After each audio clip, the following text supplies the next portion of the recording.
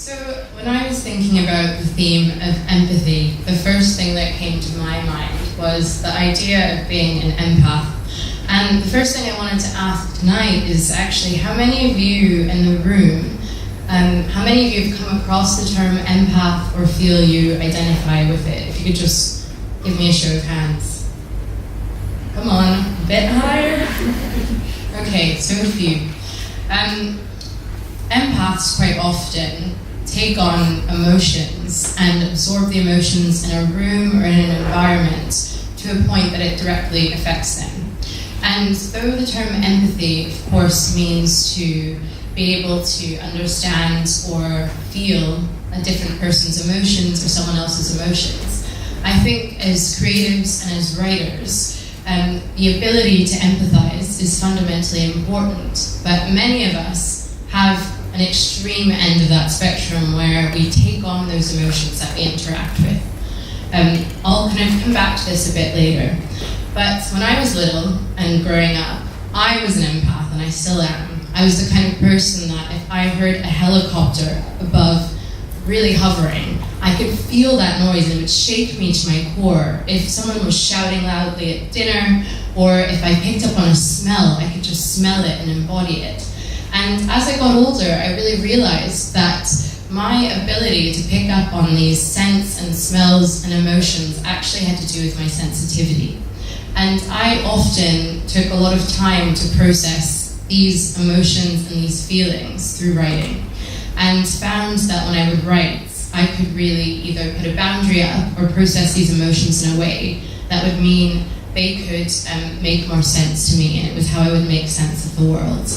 I think earlier, when kind of Eloise was talking about empathy and how important it is in this time, we often kind of see in the media and in day-to-day life world events that take place, there's often talk of a growing epidemic of mental ill health amongst millennials and amongst people of our generation. And I think that kind of the rise in social media and our ability to see these events and engage with them on a day-to-day basis means that we're constantly bombarded with these emotions. But I also believe that this is what makes us fundamentally human. If you look at why, what humankind means and what it means to be human, out of all the other animals in the animal kingdom, our ability to empathize and to feel the emotions of others is what makes us human. And I've spent a lot of time over the last years kind of processing what it means to be empathetic.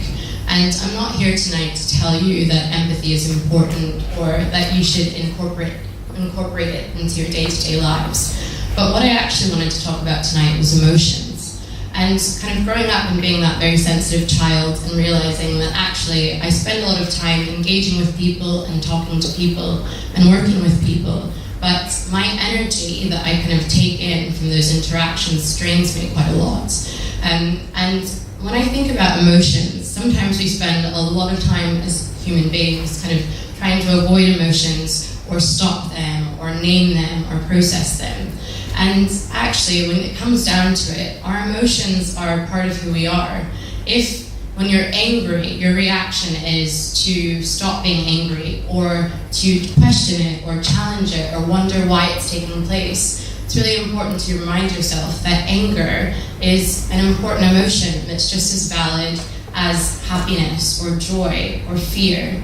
And I think this dichotomy of emotions and kind of really being able to experience the opposite of without fear you can't feel love, without anger you can't feel joy, is really important because it kind of enables us to have a kind of way of comparing our emotions and understanding what they are and mean, but more importantly help us be alive and kind of experience day-to-day life in a really fulfilling way. When I was looking at this journal today, it really struck me the kind of breadth of experience that writers have had in terms of their own personal experiences, journeys, and interactions. And I think what this journal really encapsulates through this issue is the importance of empathy, but also how important it is to recognize that our ability to empathize with others fundamentally comes back to our ability to empathize with ourselves. If we don't come to terms with our own emotions and how we're feeling, how can we ever interact with anyone else's emotions and how they're feeling? And I think that power of being able to feel an experience, and also feel an experience to a point that you can understand someone else and what they're experiencing in life, is so important, but it's something to really cultivate. Now, for the people in the room that raised their hand when I asked how many of you are empaths or feel that you experience your emotions so fully and it can be overwhelming at times, I think the ability to do that is so important, and it's an ability that we can all cultivate. But I also think as creatives and writers, it's so important to make sure that in your kind of process of empathizing and interacting with one another, that you also put up boundaries and understand and appreciate that it's important to be able to see someone else in their experience and feel it deeply, but also to protect yourself and make sure that when you're feeling how another person's feeling, that you don't take it on yourself. And I think as kind of time goes on and society moves and we're constantly exploring emotions and feelings and how that's impacting our mental health and how that's impacting our society, this ability to feel really can spur great action as well. When I woke up this morning, I had kind of an off day. I remember waking up today and I'd slept through my alarm. I went to the office and realized that I'd been an hour late to a meeting that I completely missed. I tried to send an email 5 times that kept getting deleted and erased. And I was sitting there today thinking, like, what's going on here? Am I just having an off day? And realized that I was really feeling quite a lot. And as I sat through my day and started to think about, why am I feeling so off? Like, what's going on? I ran through my weekend in my head and thought, well, I had a nice time, I watched great films, I relaxed, and I rested. But I was on Facebook today and something hit me in the face. I was watching a video about the shooting that took place in Florida over the weekend. And as an American, it's something I absolutely cannot ignore because it's part of the cultural fabric of where I grew up and impacts me as a human. And I was watching a speech by one of the survivors of the shooting.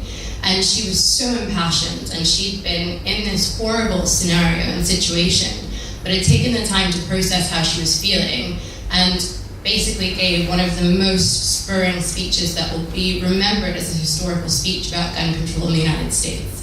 And as I was sitting there watching this video, I realized that I'd been watching these videos all weekends, and though I thought I could handle it, or I could process it, or it was just part of the news that I received on a day-to-day basis, I realized that actually this film had really impacted me subconsciously.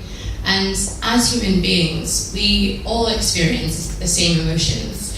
And what I realized is kind of this collective feeling of rage, of anger, of hope, spurred on a group of teenagers who are standing right now outside of the Washington, D.C. White House, that are staging a sit-in to protest gun control and to bring in gun control measures.